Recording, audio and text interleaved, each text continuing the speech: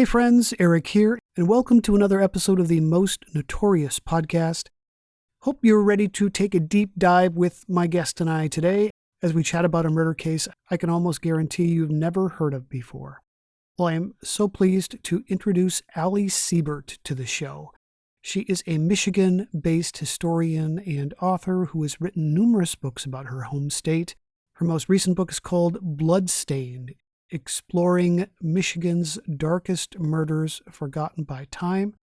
It focuses on murder cases committed in Michigan between 1879 and 1931. And it just came out in April. So great to meet you and appreciate you coming on the show.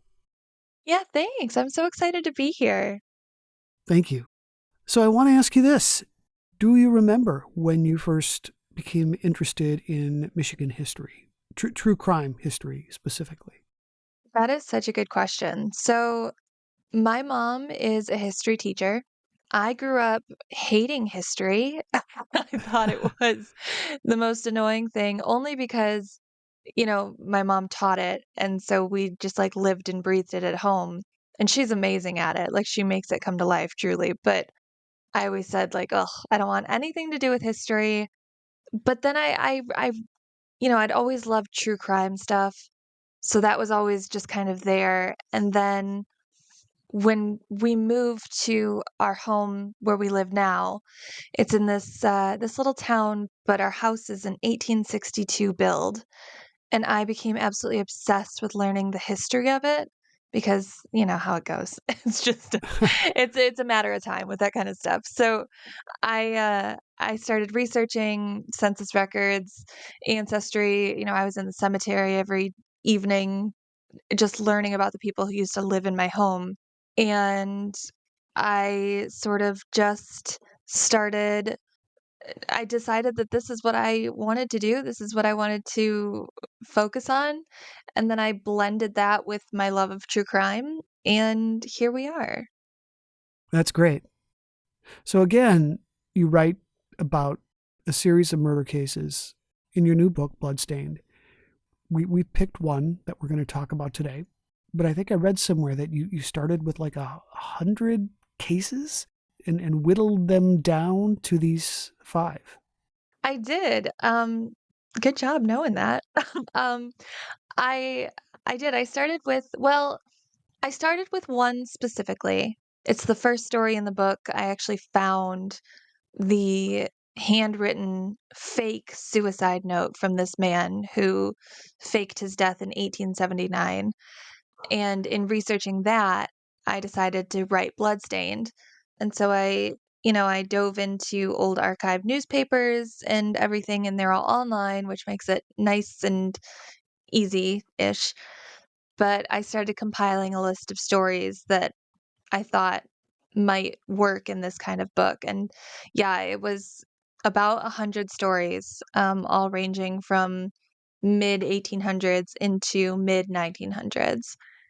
And some of them I wrote, some of them are in the book, some of them still are half finished, some of them are finished and just didn't make it.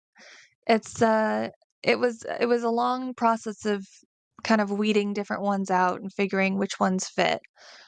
But there's so many. I always tell people, if you're ever bored, go into newspapers.com and do a keyword search for mysterious death, and you can spend hours just going through endless articles of weird things that have happened.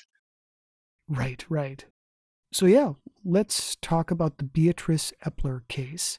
And we can begin with the Epler family. They were living in Alma, Michigan in 1917. Yeah, absolutely. So the Epler family, like you said, they lived in Alma in 1917. Alma is a little town in Michigan, kind of almost dead center of the state. In 1917, they had a population of about 6,000, but they were growing rapidly at that point in time. The U.S. enters World War I in 1917, and so things are changing. Alma actually becomes the place that's known for building the Republic motor trucks. It's the Republic Motor Truck Company. And by the next year, by 1918, that truck company in Alma was producing 1 out of every 9 trucks in the United States. So there was just this huge population influx, tons of industry and manufacturing going on. But other than that, it was a pretty quiet town. They had a little downtown section with shops and stuff, but most of the people around there were agriculture, farming, in that sort of realm. The Eplers lived just on the outskirts of town, so they were still within walking range of downtown, but they lived kind of on the outskirts. They owned a little farm out there. Effie Epler is the mom of the family. Her husband's name is Sam, and they struggled with a lot of tragedy throughout their lives. So they had several children. Floyd was one of them. He passed when he was 17 in 1903. He died of a fever. Effie had lost 2 babies, Frankie and Jenny, when they were very, very young. And she had another daughter named Pearl, who had recently died. She was only 19, and she died after childbirth. And so by 1917, all that was left in the Epler family was Effie and Sam, the parents, along with 16-year-old Beatrice and 12-year-old Lloyd. So it was the 4 of them living in the Epler house. And it was just kind of a ramshackle farmhouse, like I said, on the outskirts of town. There's a garden, there's some fields in the back. But they weren't super well off.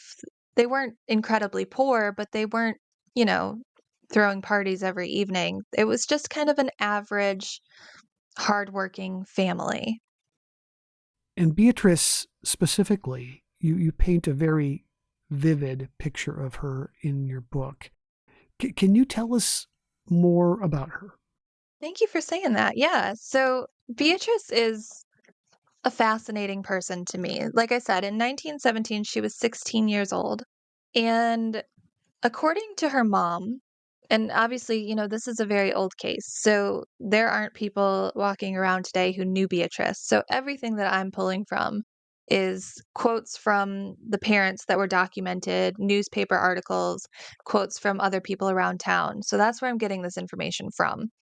Her mother said that Beatrice was always extremely sweet, extremely kind. With so much tragedy happening in the family, Beatrice shouldered a lot of that, and she picked up the slack at home. She would do a lot of the chores. She quit school so that she could get a job and earn money for the family. And aside from that, there's a really intriguing quote that her mother says about how, she's 16 years old, Beatrice is, but she was still so afraid of the dark that, like, she wouldn't even go upstairs in the house at night without her mother holding her hand. So there's this element of innocence with Beatrice. But on the other hand, throughout town, she is well known for being one of the most fashionable girls in Alma at the time. She was, by all accounts, a wizard with a needle and thread. She could sew, she could design these articles of clothing, and she was so well known that stores and shops would lend her new clothing to wear around, almost like a walking billboard for them. She was like 1917's version of an influencer. So she has this reputation, and throughout town people called her, the name they called her was Six Cylinder Liz. And there's not really documentation of, like, what this means specifically, but from what I can gather, it refers to a woman who is kind of fast, sort of powerful in a way that wasn't accepted in 1917. She was headstrong, thought for herself, that sort of thing, and that didn't really sit right with people in this time period. But other than that, I mean, there's it's this dichotomy, between this innocent girl who's 16 years old but won't go up the stairs by herself because she's afraid of the dark, versus this girl who's walking around with people pointing and calling her out and calling her six-cylinder Liz. And it's hard to reconcile those two things together, you know? Yeah, yes. And she would call her parents to tell them when she would be home. Yeah. She was responsible in that way. Exactly. Yeah. And, even at 16, you'd think, well, and at that point in time in history, that's still like little girl behavior, you know? Okay, call mom, tell her I'm on my way, I'm walking home now. That sort of like checking in. I think it really speaks to her innocence and her purity, kindness, conscientiousness, like you said. Right. Now, about a half a mile away from their home, there was a red light district. There was. And this is something that Alma has all but tried to cover up since then. So, this area of town was known as Millerville. And Millerville was, like you said, a red light district. It wasn't super huge because Alma was a smaller town, but it was like a block of the town that was extremely run down, poor. There's no sanitation, there's no plumbing, water's pooling on the ground. The houses are made super, super quick, so they're falling apart almost immediately after they're built. But this is where there were what we would consider now brothels. There was gambling. It was a rough area, but it was an area Beatrice had to walk through to get from town to her home and vice versa. It was what is now, if anyone's going to look it up on a map, it stretches from what is now Elm Street to Euclid Avenue. And it was there that a woman named Inez Johnson lived. So let's revisit September 4th, 1917, if we could. Definitely. Would you walk us through Beatrice's day to the best of your knowledge? Yes, definitely. So, and this is a tricky thing because as far as the timeline on September 4th, there are multiple accounts of what actually happened and where she was seen. So I'm going to focus on just the facts right now, but we can come back to what is theorized happened. Does that make sense? Yeah, for sure. Okay, cool. All right. So, September 4th, 1917, Beatrice decides to leave home at 4 p.m. She's going downtown to pick up a few things. She needs stuff from the millinery shop where she works. So she says goodbye to mom and dad. Mom kisses her on the cheek. Dad calls out from the garden. He says, "Hey, I've got a letter in town. Can you pick it up for me?" Because at this point they weren't delivering mail. You had to go pick up your mail in town. And Beatrice agrees. She's like, "Sure, of course." And she starts heading to town. And like I said, to get there, she has to go through Millersville. So she does. She walks up Grover, through Millersville, down Superior Street, which is the main street in Alma. And she gets to the millinery shop.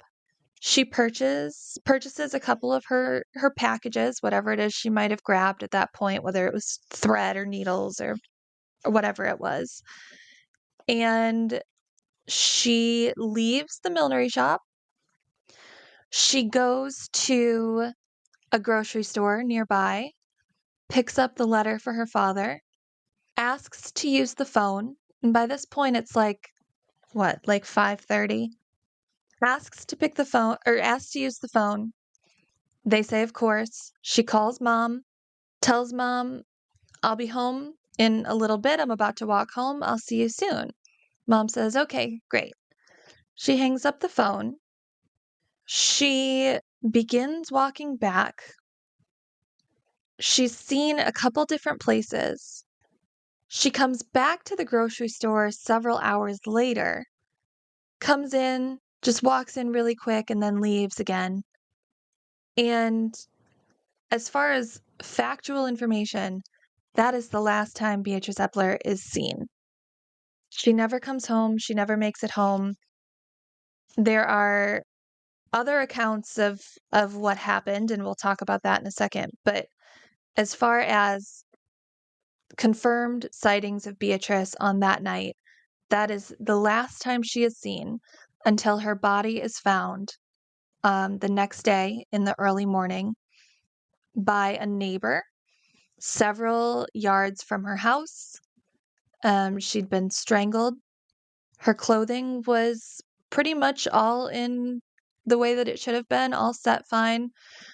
I think her hat is still even affixed to her head, but there's bruises around her throat, and it's very, very clear that she had been strangled to death. Now this crime scene, I guess it would be considered a secondary crime scene because there was evidence that the body was moved, right? Exactly, yeah. So the area where she was at, it was the neighbor's farm field. And the neighbor who found her, he's walking out to get the cows or whatever it is in the morning, and he sees this crumpled thing in the yard, so he walks towards it.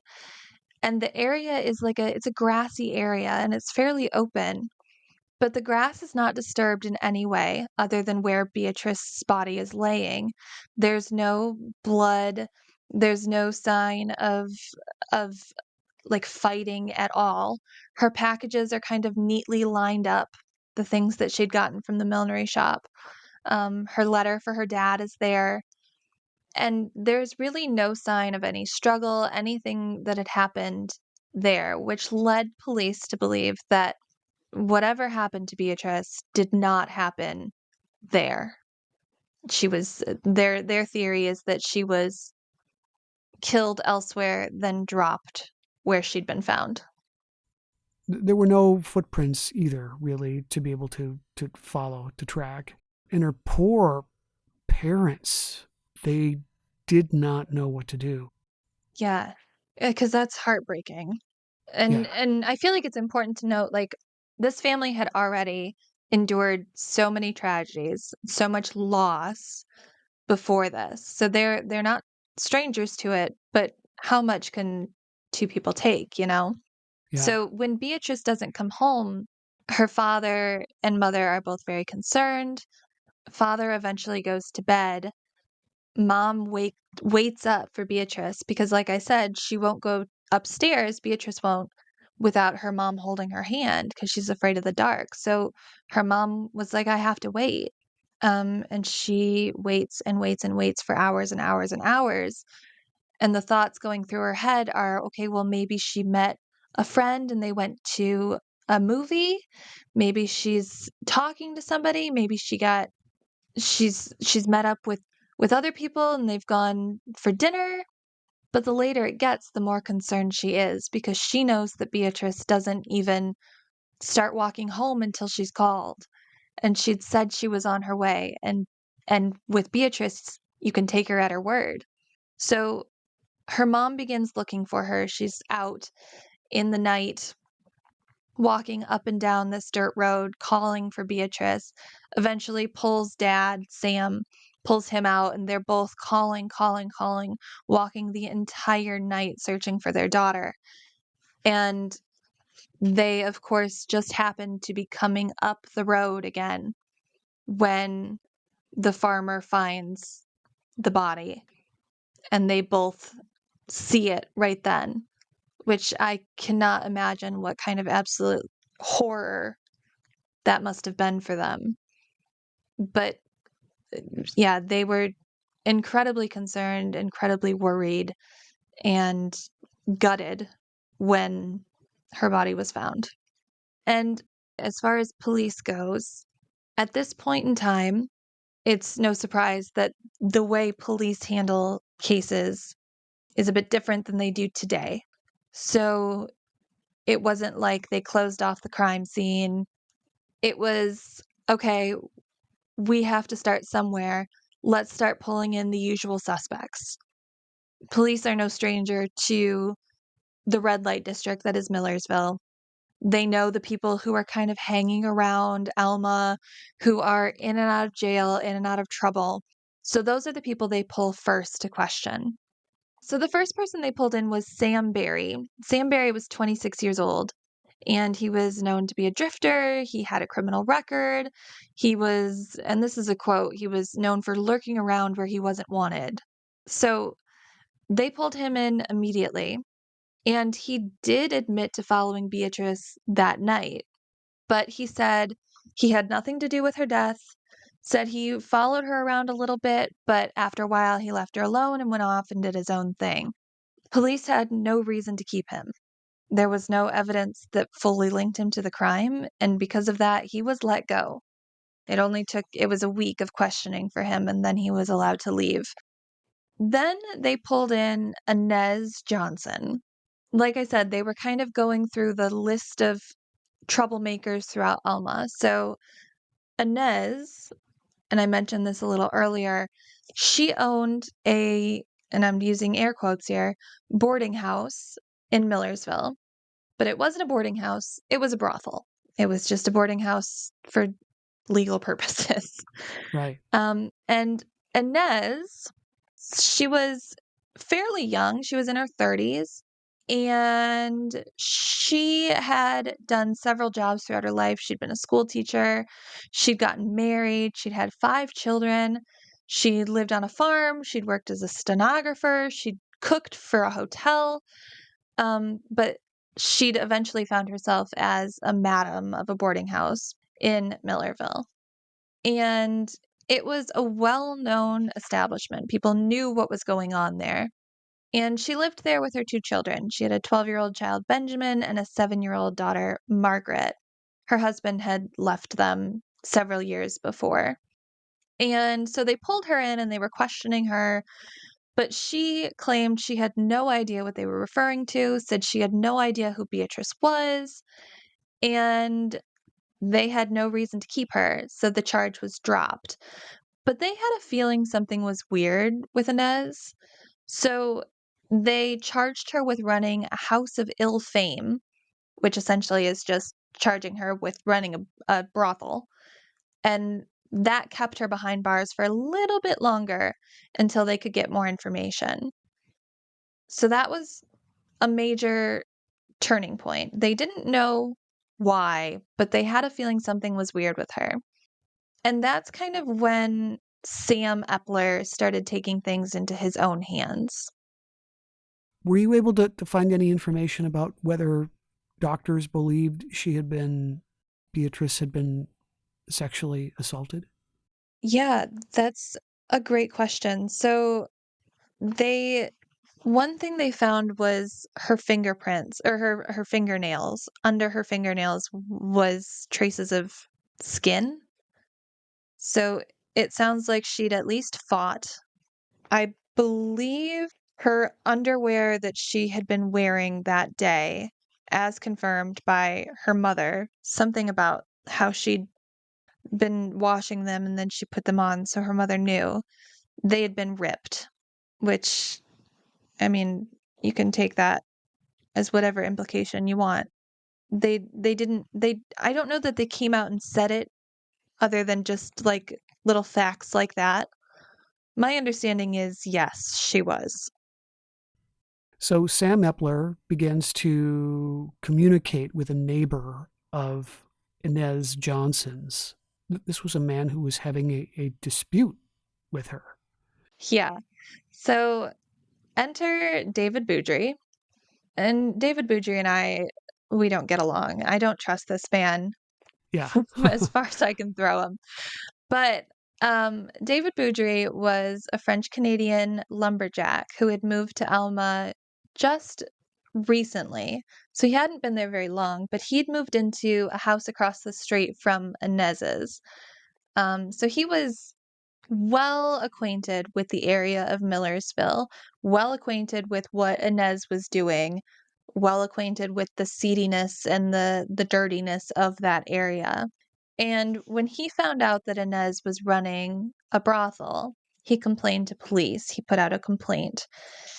And there was some tension there. we don't know exactly what else was going on. We don't know how close these people were, if they communicated at all. We only know what the legal record tells us. And what it tells us is he did put in a complaint about Inez. So he's there at his house, and he's known throughout town for being very shrewd, very smart, very respectable, and a bit of an amateur detective.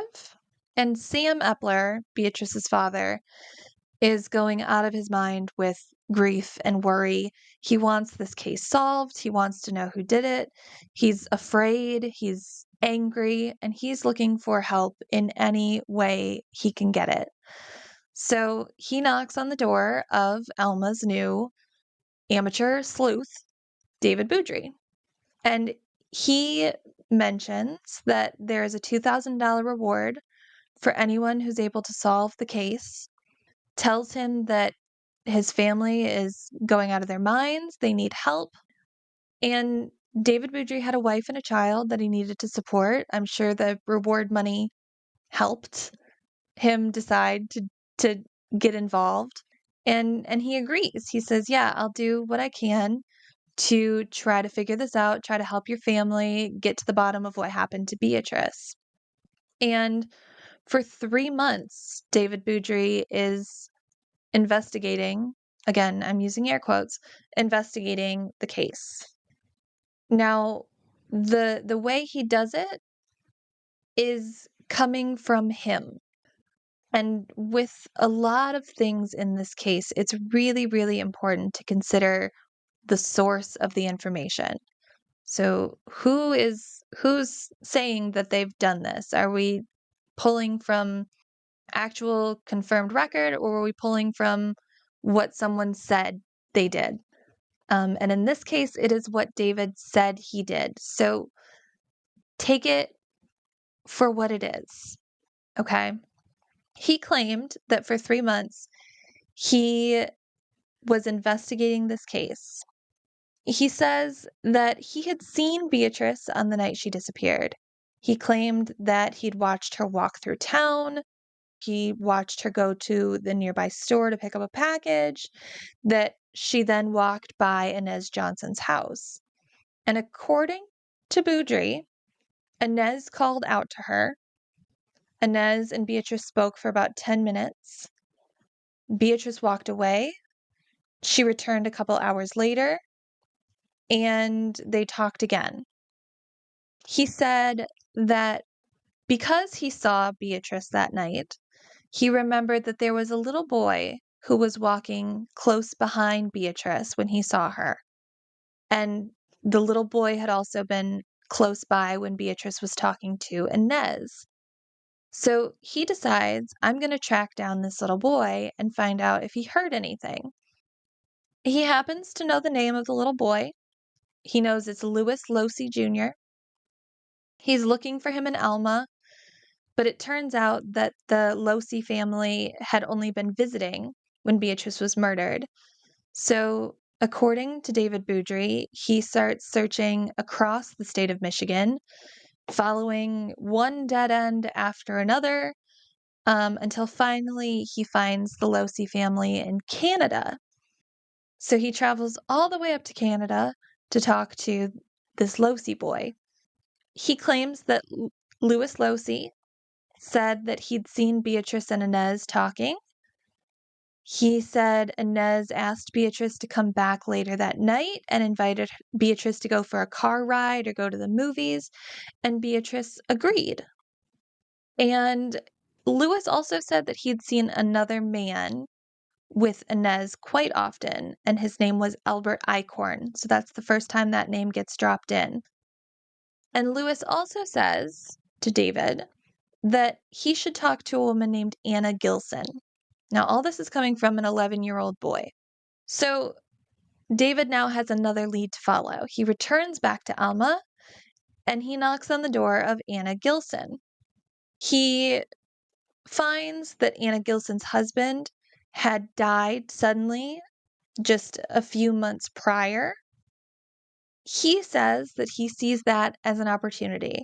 He knows that if a woman is grieving or if a person is grieving, they're going to need something to cling to, some sort of security. And he says, I'm going to be that security until she confesses what happened, because he's certain that something happened here. So he's made himself indispensable to Anna Gilson. Anna has David buying her groceries. They're traveling to visit her family together. He covers the cost of her husband's funeral. He covers the cost of coal to heat her house. He's just completely enmeshed himself in with this woman who he claims he doesn't know until recently. And he's waiting for Anna to say something. He's waiting for Anna to confess. But Anna doesn't. She doesn't say anything about the case. She doesn't say anything about Beatrice. And David's getting impatient.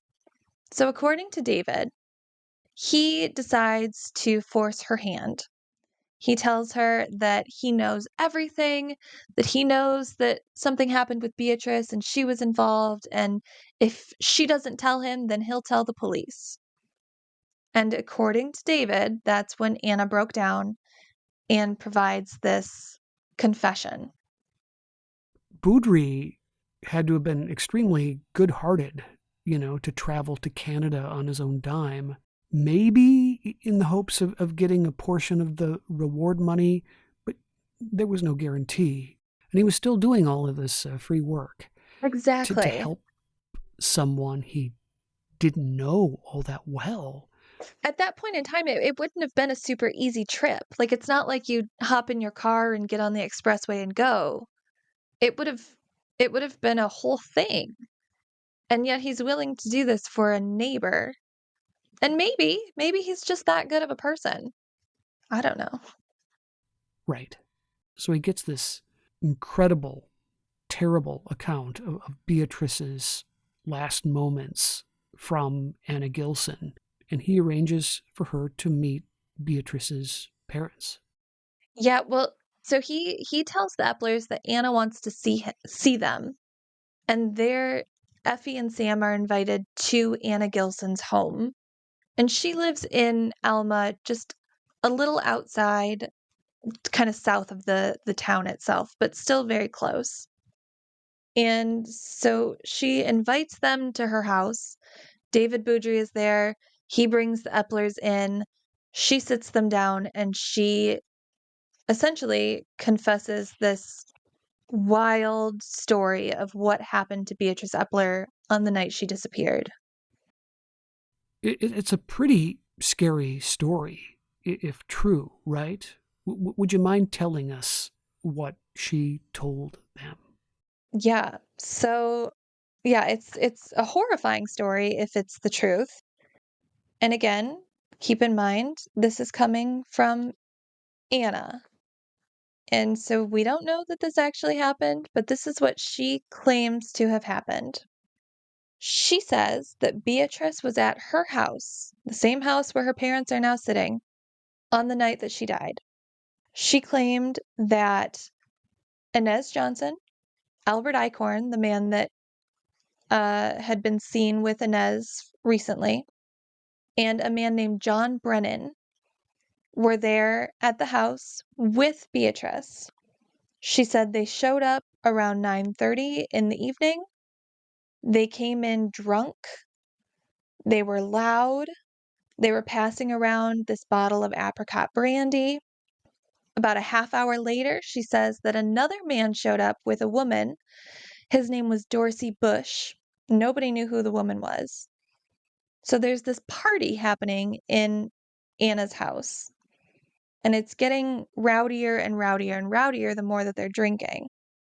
She claims then to have heard John Brennan say to Beatrice, and I'm quoting, this is a direct quote. He says, "Come with me to the other room." Beatrice, according to Anna, refuses. At which point Albert Eichhorn leans over and, again, I'm quoting directly here, says to Beatrice, "If you won't go with John, then I'll take you myself." Beatrice screams. They grab her by the neck, drag her into the bedroom, and close the door. Other accounts claim that it was just a curtain. So they closed the curtain or closed the door. Either way, they're in this room alone, these two grown men with a 16-year-old girl. 10 minutes later, they come out again. But this time something is wrong. Beatrice is no longer supporting her own weight. John has her by the arm. Albert has her by another arm. Albert's other hand is still wrapped around Beatrice's neck. Her head is falling forward. Her eyes are closing. She's not well. They carry her through the house, outside into the car that's waiting. She screams a couple times, again, according to Anna. They put her in the car. Albert gets into the car. John gets behind the wheel. Inez comes rushing out with Beatrice's coat and her hat, tells Anna not to tell. They all get in the car, and they're gone. Anna says that Albert came back the next morning, early hours of the morning, and he's looking rough. He's disheveled. He's tired. Anna asks him what happened to Beatrice. He says, and again, these are direct quotes, and I love a direct quote. He says, "The body has been left where her folks will find it."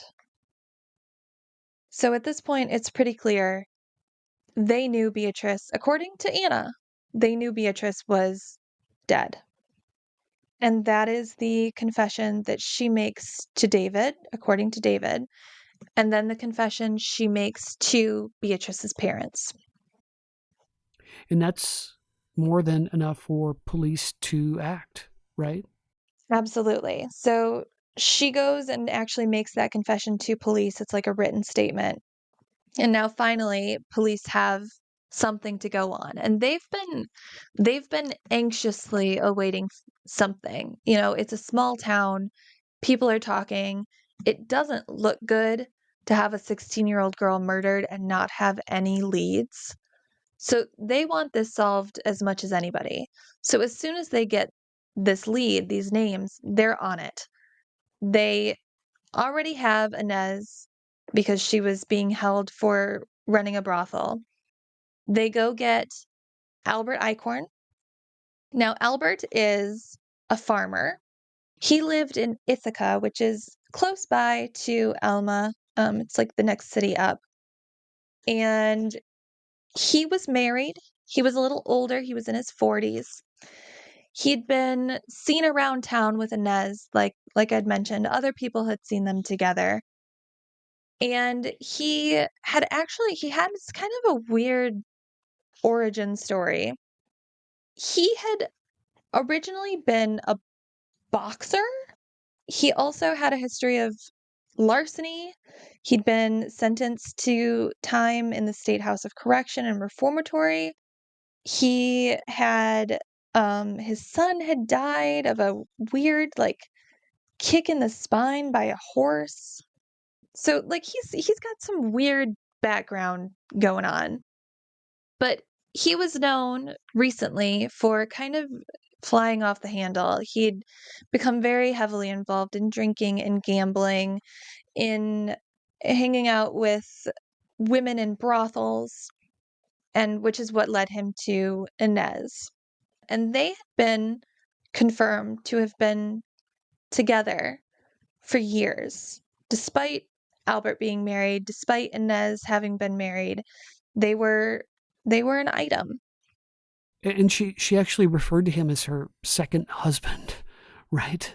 Yes, she would, which is definitely a choice Right. when said second husband is married. But, you know what you want, I guess you go get it. So that was Albert Eichhorn. John Francis Brennan was the third person who'd been accused. Brennan was not like Inez and Albert. By all accounts, he was not part of any seedy underbelly of any city. He was actually a pretty upstanding guy as far as anybody knew. He was 32 years old. He had lived in Flint, which is about an hour and a half away from Alma. He was married. They had several children. He had recently started a theater troupe. And this was big in this time period. People would have traveling theaters. They'd go from town to town, put on shows. People would come. It was a whole community event. And his theater troupe was called Kelly and Brennan's Big Tent Theater. He worked with a man named Jack Kelly, and together they made Kelly and Brennan's, of course. And he claimed that the reason he was in Alma was that his theater troupe was performing there that September when Beatrice was killed. So he was brought in as well. They decide to try all of these people separately. So it was going to be 3 separate trials to decide who was involved, whether or not they had any hand in Beatrice's death. So they have their 3 suspects, the people they believe were responsible for Beatrice's death. And Eichhorn, his trial is first, right? It is, yeah. Eichhorn's trial is first. And, in the book, I kind of talk about the different testimony. Boudry testifies. He tells his whole story. Anna Gilson comes out and testifies. Interestingly, there is a couple that's supposed to testify, the Doties, who state that they have seen Albert Eichhorn with Inez Johnson multiple times. The wife of that couple, Kate, she interestingly dies. She completely collapses walking home one night. And so she's no longer able to testify. But there are multiple people that take the stand. Gertrude, who is Anna Gilson's daughter, is one of the star witnesses, and she's a huge, huge turning point in the case. She's 13 years old, and she claims to have been in the house that night when Beatrice was there with Albert and Inez and John. She says that she was in bed, she was sleeping, but she'd been woken up by a lot of slamming doors and lots of loud noises. She said, and this is part of her testimony, she claimed, and she says, Papa came in and slammed the doors. He say, I'm going to put the whole damn bunch outdoors. So she hears this. And then she hears Inez say, God damn you, Miss Epler. And this is according to Gertrude, Anna's daughter. So she's on the stand for quite some time, just going over what she claimed to have heard, what she claimed to have saw. She said she heard Beatrice scream. She knew her voice. She identified all 3 people who were involved. Treva Sanderson, who's a 17-year-old girl in Alma, she takes the stand. She lived in Millersville as well, near Inez. She claims to have seen Albert with Inez, and she also claimed something else. She said that on September 1st, which is 3 nights before Beatrice disappeared, she'd been walking home past Inez's house and was called over to Inez's house by Inez and a man who turns out to be Albert Eichhorn. But Inez introduced Albert as Jack Kelly, which is very interesting because we also have a man who's implicated in this named John Kelly, not Jack. Jack is the name of his business partner who runs the theater troupe. Just an interesting tidbit. Anyway, Albert and Inez ask Treva if they'd like to go out with this man named Jack Kelly. She refuses. They ask her again. She hesitates, but she refuses again. And she's able to identify Jack Kelly as John Brennan. Again, more people take the stand. Another man comes up. His name is Merle Cooper. Merle had been hired by Anna Gilson in November to dig a cellar at her home. And he takes the stand and he claims something that I've kind of seen as a huge thing, but at the time it wasn't. He claimed that while he was working in the cellar and digging, he heard Anna Gilson and David Boudry upstairs, and he heard them talking. He said that he heard David Boudry pressing Anna for information, telling her, the police know everything, the police know everything. And she continued saying, I don't know what you're talking about, I don't know what you're talking about. And then he says, Merle says that he hears David say, there's a 2,000 reward still on the table, and that if Anna confessed, he would share the money with her. She continues telling him she has no idea what he's talking about, and David then leaves. Just another interesting kind of weird thing, you know? Right. For sure. Yeah. Yeah, so maybe Boudry had some ulterior motives. Mm-hmm. And just to help clarify, because this is a little confusing, John Brennan was allegedly going by the alias Jack Kelly, but Brennan's business partner's name was Kelly. Exactly. Okay. Yes. It's very, again, and that's kind of the problem with this case is it's so convoluted and confusing that like you almost need to take notes as you're reading about it. But Sure. yes, John Brennan was said to have introduced himself multiple times as Jack Kelly. Jack Kelly was, by all accounts, his business partner who he owned this theater troupe with. And the name Kelly would come up in a different context as well, right? Yes, and I'll talk about that in just a second, actually, because he comes up we'll talk about him in his trial. But right before that, we can say that Albert Eichhorn, after his trial finishes, they go deliberate. He is found guilty after 2 days of deliberations. He was sentenced to life in prison at the Marquette Branch Prison. He would tell everybody who would listen that he was innocent, not guilty, and then he was sent off. And that was, at this point, the end of Albert Eichhorn. So now we move on to John Brennan's trial. John Brennan's trial was delayed after a couple months because of issues with changing in the venue. But when it finally began, we have many of the same characters coming up to the stand and testifying. Louis Losey Jr., who is the boy that David Boudry claimed to have gone all the way to Canada to see, actually takes the stand this time. And he tells the story of hearing Inez tell Beatrice that she can come back and they can go for a car ride, and Beatrice agrees. And then we have this man named Benjamin Kelch who takes the stand later. And this is what you're talking about with Kelly making another appearance. Kelch is a tenant at the Alma Hotel, and they ask him about the night of September 4th, the night that Beatrice disappears. And he remembers it vividly. He claimed to have gone to see a movie that night, and when he got back to his hotel at 9 p.m., he walked in and he noticed a man standing near the stove. Now, the Alma Hotel and Alma in general, it's small. So most everybody knows everybody. So when he walked in and saw this man and didn't recognize him, it caught his attention. He claimed that the man wore a dark, soft hat and a salt and pepper suit.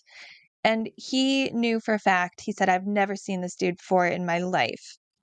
When the man saw that Kelch was looking at him, he motioned for him to come over and lifts up a bottle of whiskey.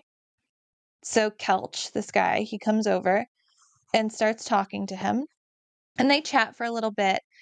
And this mystery man introduces himself as, guess what it is? Jack Kelly. He says to Kelch, this man who's testifying, he says, and I quote, I've got a date with a 16-year-old girl later tonight. He also offers for Kelch to join him on this date. Kelch refuses, and all of a sudden, another man comes into the hotel, grabs Jack Kelly, quote, by the arm, pulls him down the stairs. They get into a car and they speed away. In the courtroom, they say, Benjamin Kelch, can you identify anybody in this room as the man you saw that night, the man who introduced himself as Jack Kelly? And he says, of course I can. And he points at John Brennan. So it's just another time when John Brennan, who is supposedly this upstanding man, is going around doing unscrupulous things under an alias, which is never a good sign. Right, right. There is an interesting moment in this trial, and it was after Treva Sanderson repeated her testimony from the previous trial. Brennan in the courtroom had an odd reaction. Yeah. So she retells her story of coming out and them trying to get her to go out with them and her refusing. And she quotes them, tells the court how they said, "We'll show you a good time."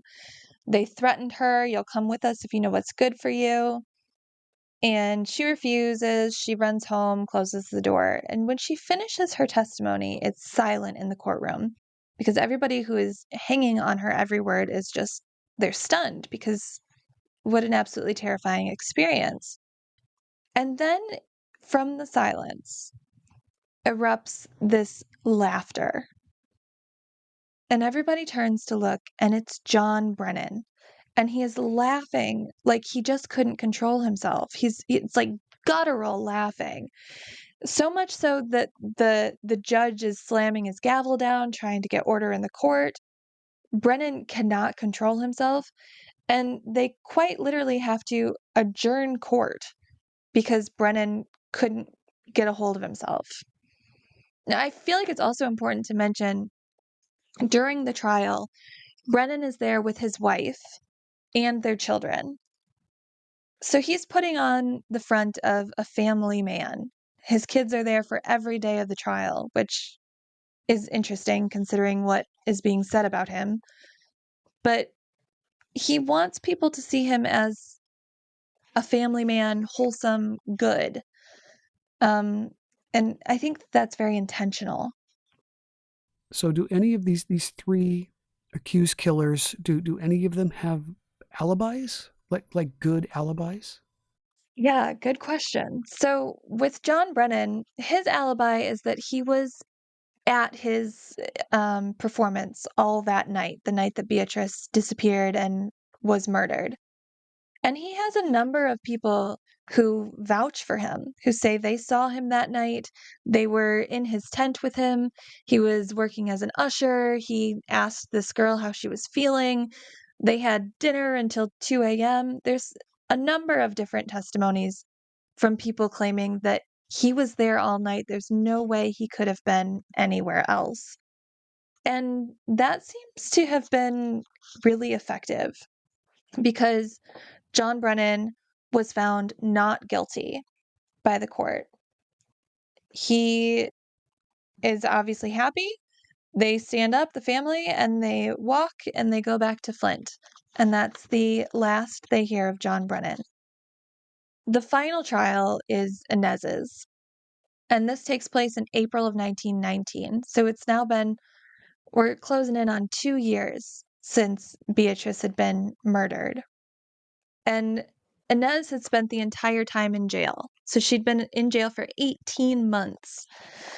She had claimed that she couldn't afford a lawyer, that her family was so poor. But weirdly, she walks into the courtroom on the day of her trial and she's dressed impeccably. She's like fancy. And her family, her children were dressed impeccably. They looked amazing, which is interesting for somebody who claims they have no money. But during the trial, they talk about her relationship with Albert Eichhorn, together their relationship with John Brennan, how they all knew each other. And like we said, she claimed to have been intimately involved with Albert, that he was to her second husband. A number of witnesses came forward, mostly the same crowd that we've seen for the other two trials. A couple other people came forward for this one, talking about seeing Beatrice with Inez that night. And Boudry, of course, is there telling his story. But there's one point in the trial where Boudry's story is questioned again. And it made a difference at that point. People started questioning him. So Ora L. Smith, who's the prosecuting attorney, is called to the stand. And he was questioned about Boudry ever telling him prior to Albert Eichhorn's trial that he had ever seen Inez, Albert, and Beatrice together at Inez's home on the night that Beatrice was murdered. And prosecuting attorney says, no, David Boudry never told me that. And so now all of a sudden, David Boudry's testimony, his stories, his trustworthiness is being called into question. Because if he lied about that, then what else is he lying about? And I think that's a really crucial detail there. So anyway, her trial continues. More and more people coming forward saying, yeah, we know Albert and Inez are together. Yes, we saw Beatrice there on that night. And eventually, Inez is found guilty of first-degree homicide, and she is sentenced to life in prison at the Detroit House of Corrections. Right. And she was sentenced to hard labor. Yeah. Hard labor. Yeah. Which, yikes, right? Yeah, right. So you're right that people seemed, generally speaking, seemed satisfied that justice had been done. Two of the three put on trial were behind bars. But then another terrible crime is committed. Yes. Yeah. So like you said, people were satisfied. They'd wanted closure to this. They needed it. And they believed fully that they'd gotten it. 2 years later, there was another murder in Alma. And like I've been saying this whole time, Alma's a small town. It's not this big city where there's lots of stuff happening. Yes, there was industry. Yes, there was manufacturing. Yes, there were people coming through, but it's not a big town. So 2 murders in this short of a time span is significant. On February 6th, 1921, Mrs. Ellen Crow, who was 27 years old, was found in a state remarkably similar to how Beatrice was found. She'd been strangled. Her body was found in a field just outside her home. Her clothing was mostly as it should have been, a little torn, but mostly like it should have been. And they didn't know who did it. There was no clues, no evidence, nothing. She'd been shopping with her stepdaughter, sent her stepdaughter home, stopped by a friend's house, was walking the tracks back to her house at the end of the day, and never came home. So they were searching for her killer. At this point in time, bootlegging was very popular with the whole prohibition movement. So there was a bootlegging ring in Alma at the time. The police immediately focused their attentions on this ring, and they found this man named Oscar Collins, who was 28 years old. He was an immigrant from Belgium, and he was kind of the head of this movement, of this bootlegging operation. Not entirely in charge, but he was a high-ranking figure in this group. They had heard rumors that other people had said that Ellen Crow, this woman who had been murdered, had confronted Oscar Collins about the bootlegging operation, that she knew about it. She told people she was going to tell. And they decided that that was his motive for killing her. He had scratches on his face, which he claimed were from his daughter. when they were playing. She scratched his face. The police saw it more as, oh, you were fighting with this woman and you killed her. And that was her trying to defend herself. They had a trial. It lasted 10 days. His alibi was shaky. He had conflicting stories about exactly where he was. And very quickly, he was found guilty of first-degree murder and sentenced to life in Marquette, which is the same place Albert was sent to. Interestingly, with this one, I actually talked to the Collins family, and they are all still, and obviously none of them knew this person. This was way back. But the family completely and truly and fully believes that Oscar Collins was not guilty of this crime. They believe that he was set up, that he was framed, that he was put in this position either by one of the other bootleggers or somebody else entirely, and that he was used as a scapegoat. And, it's not completely off because 14 years after his conviction, he was paroled. The Commissioner of Pardons and Paroles even said that while the jury found Collins guilty, there's always been doubt in my mind.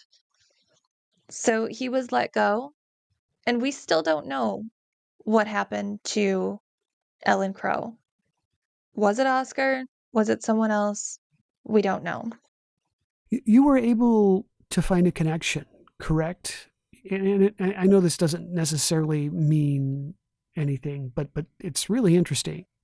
A connection between one of the suspects in Beatrice Epler's murder and Ellen Crow's murder. So yeah, there was a connection that I was able to kind of piece together as far as Ellen Crow and Beatrice Epler.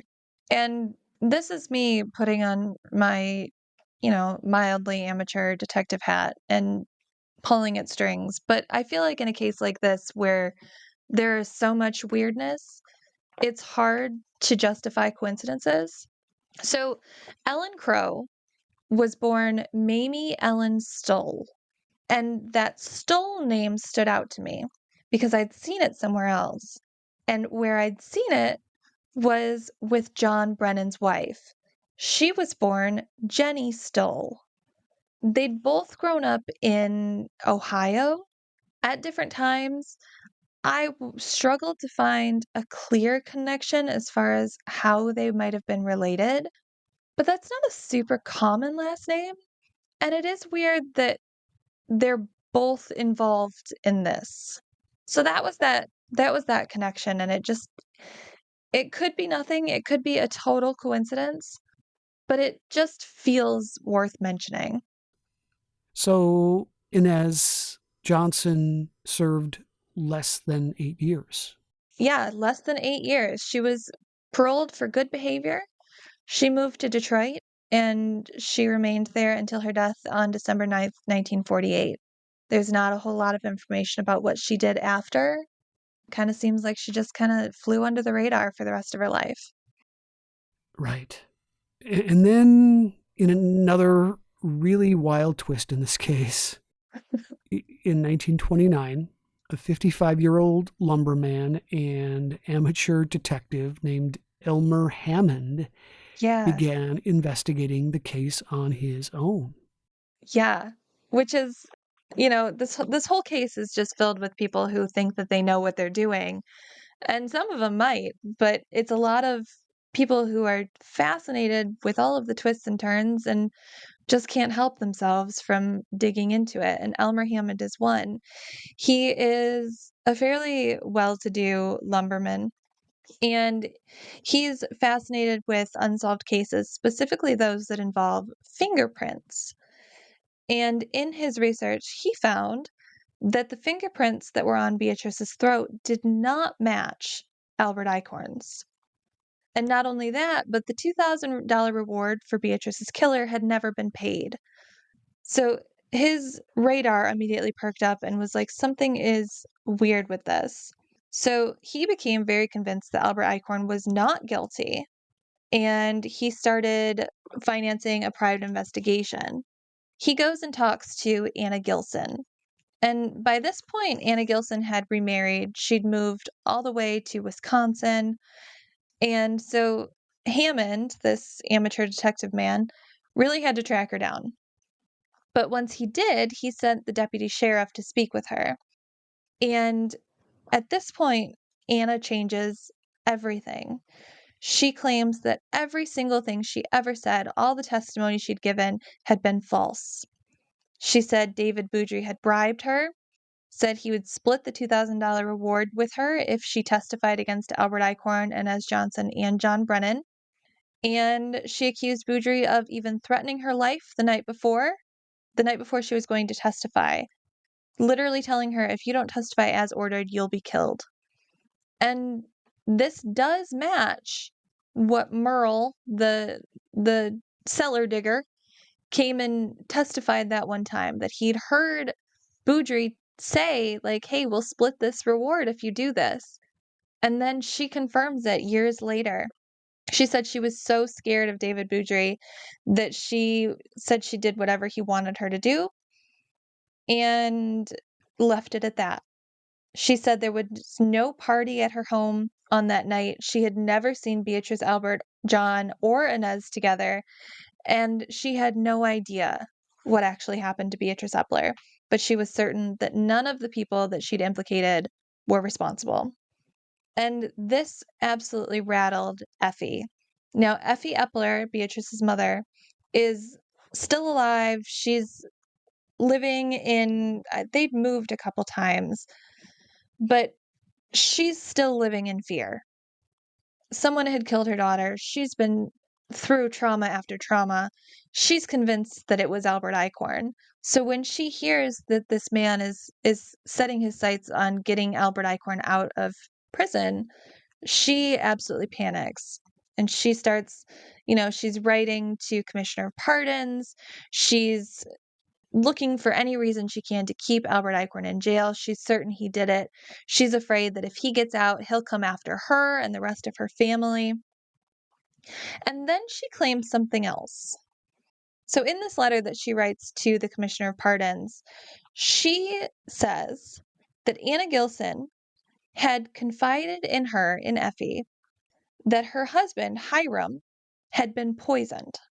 And he'd been killed because he had threatened to tell the officers what he knew about Beatrice's death. So it was this weird, like, he said, she said, pulling out old secrets, and nobody knows what's true or what's not. Anna hears about this. She says, I never told Effie Epler that.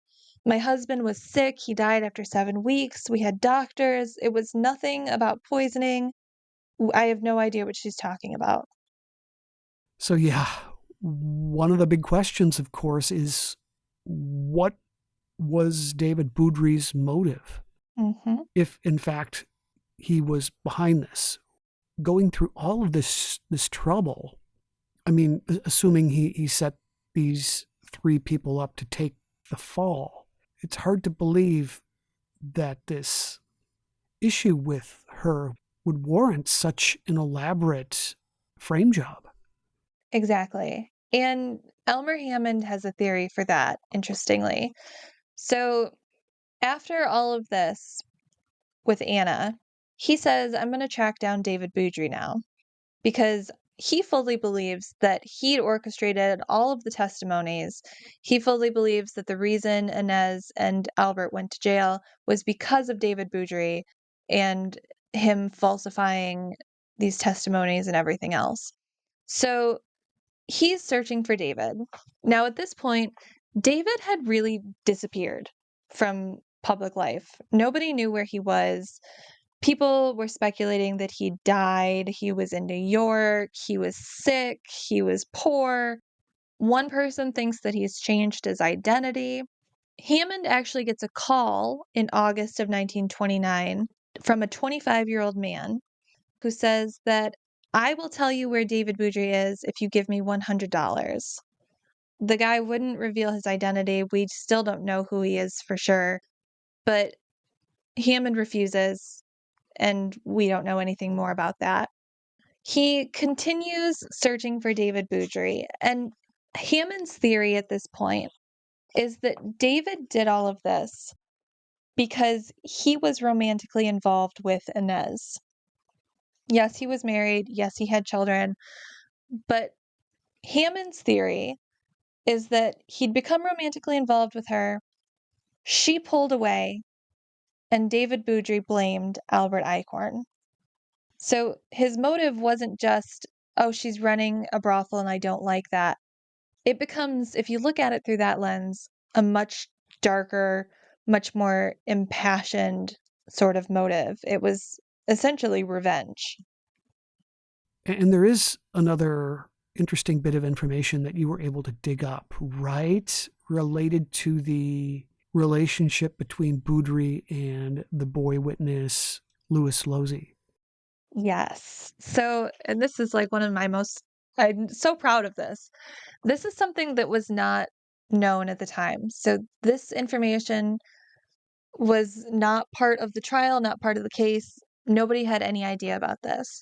However, when I was researching, I came across some similar surnames. Come to find out, David Boudry is related to Ida and Louis Losey. They were essentially his niece and nephew. So, with that knowledge, it looks a whole lot different than somebody saying, "Yep, I'm tracking these people down. I'm going from town to town searching for them to talk to them. I don't know where they are." But in reality, he knew where they were.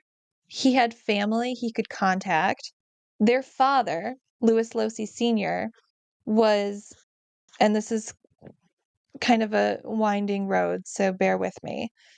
Their father was the brother of Albert, who was married to Ella, who was David Boudry's sister-in-law. But these people were tied so closely that Ella Archie had listed her as Ella Archie was listed as David Boudry's U.S. contact on his Canadian immigration form. So it's not just like a random long lost relative. These people are very close.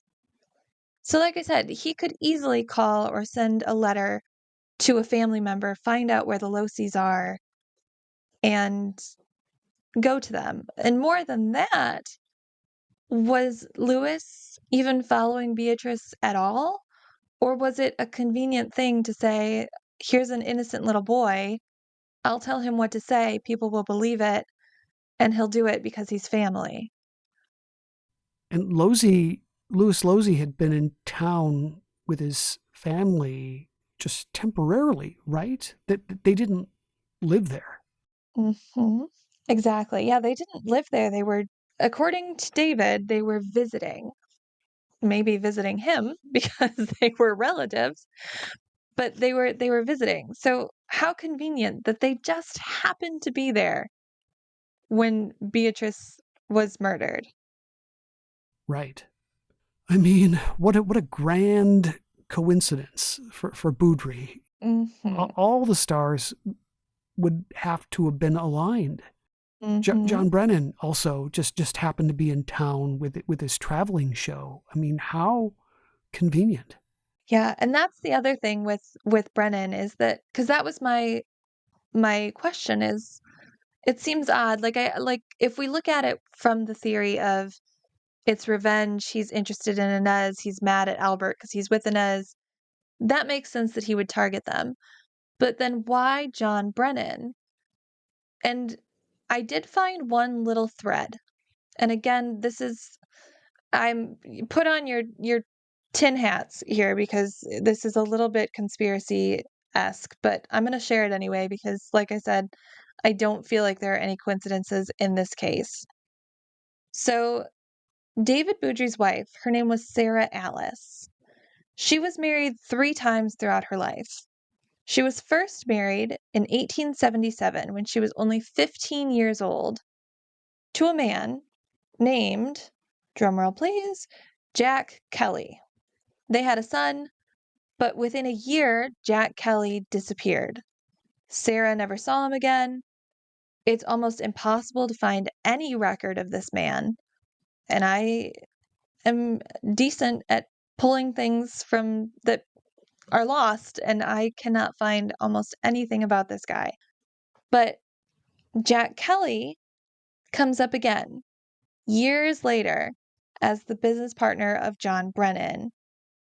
My wondering is this: did David Boudry hear somebody refer to John Brennan as Jack Kelly, mistakenly believed that he had stumbled upon the man who abandoned his wife decades earlier, and believed that, fate offered him an opportunity to exact revenge on all three people at the same time? But in order for Boudry's plan, and again, this is just speculation, of course, but if Boudry did indeed create this frame up to exact his revenge, there had to be a catalyst, right? And that's a murder. Yeah. The murder of poor Beatrice. And again, just an incredible coincidence. Louis Losey and John Brennan happened to be in the area. Exactly. And then the question becomes, who who did that? You know? Right. So Boudry is a suspect in the murder. Uh-huh. Yeah. That's my theory. It's very interesting, and I don't know. It's tough because most of the case is built on he said, she said. So it really is impossible to truly, truly know. I'd love to know what you think.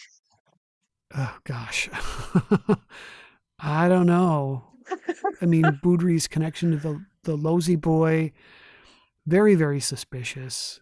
Hmm. And again, to make all of this work, he needed to kill someone. I Yeah. mean, it's also wild if that's how it all went down. Yeah. I completely agree. It just feels like a perfect storm that just in any reality would not have happened serendipitously. And if that's the case, if this is what happened, how twisted is it that poor Sam Epler, Beatrice's dad, went to David Boudry to ask for help in Yes, finding the murderer of his daughter? You know? exactly. Like what a I can only imagine if this is true. And again, this is all speculation. I don't know what actually happened. It could have been just some random guy off the street who did it. But if it was Boudry, I can only imagine the type of satisfaction he felt when Sam came to him for help. Like, yep, I did it. I pulled the wool over everyone's eyes. I'm on the inside now, sort of thing. Wouldn't it have been great if Hammond, after tracking down, confronting Boudry years later, Hmm. if he could have figured out a way to get his fingerprints, Yeah, just to rule him out at the very least. no kidding. That's the toughest part about cases like this is these really old ones. They they didn't have a lot of the knowledge that we have today. They didn't have the technology we have today. And there are so many missed opportunities for information that just if you don't grab them when they're there, they're gone forever. And that's the case with this is that it's just we'll never know. These cases they fade so quickly, and the evidence fades so quickly, and the window of opportunity to solve them fades so quickly. It's very frustrating. But I do feel like they're so important to tell because like these victims, like Beatrice Epler, I mean, she was a 16-year-old girl who was afraid of the dark, and she found herself obviously in some sort of a situation that ended in her death. And she deserves way more than to be a forgotten newspaper headline. She was a daughter, she was a sister, she was a caretaker, she had dreams. She was going to go and get this job and do millinery and all of that, and she deserves to be remembered that way. 100%. Yes. Yeah. And this is only one of 5 cases in your book. So Yeah. there's plenty more for readers to explore, and Yeah. a lot of photographs as well, I might add. I've got a question for you. Of the 100 or so Michigan cases you looked at, did you see any commonalities at all? Yeah. Anything that you noticed? So I think the biggest, commonality is people targeting the vulnerable. Beatrice Epler, obviously, she's a young girl. She's 16. She's innocent. I have another story in here where a man shoots his wife and child because he's angry. Another one is an old woman who the neighbors believed was a witch, so they killed her. And these are all people who should, by all means, be protected. They, like any person, deserve protection. They deserve safety. They deserve the peace of mind that they're not going to be, targeted. But the people who do these sorts of crimes look for people like that. They want somebody who can't fight back, who they can, overtake or whatever the situation may be. And I think a lot of times in situations like that, whether they realize it or not, it's a form of control to make them feel better about themselves. And that's the case in so many of these cases. Absolutely, yeah. So for listeners who want to get their hands on your book and connect with you in your work, and you've written other books besides this, other Michigan history books, where should we send them? Yeah, so you can get my books on Amazon. If you look up Bloodstained, Allie Seibert, or just search Allie Seibert on Amazon, they all should come up. I have a lot of irons in the fire right now. So I also do house history, which is kind of how I started. What I do is I research properties, buildings, whatever it happens to be. And at the end, you get a nice hardcover book all about the history of your home. I've started doing mini house histories where it's just like a little page or two with some little snippets pulled. So you can check those out on Amazon. And then I also just started doing my own podcast called Allie in the Archives. It's narrative focused and based. So I choose a story each week of a forgotten crime, murder, disappearance, you name it. And I tell the story. And it's really cool, and I'm really excited about it. So you can get that on Spotify too, or Apple, I guess. Congratulations on that. And we can put links to your podcast in the show notes as well. I appreciate that. Thank you for your time today. This has been so fascinating. Thank you so much. You are fabulous, and this was a joy. Thanks for letting me talk for 10 years. Appreciate it. Again, I have been speaking to Allie Seibert. She is the author of Bloodstained, Exploring Michigan's Darkest Murders Forgotten by Time. This has been another episode of the Most Notorious podcast, broadcasting to every dark and cobwebbed corner of the world. I'm Eric Rivenes, and have a safe tomorrow.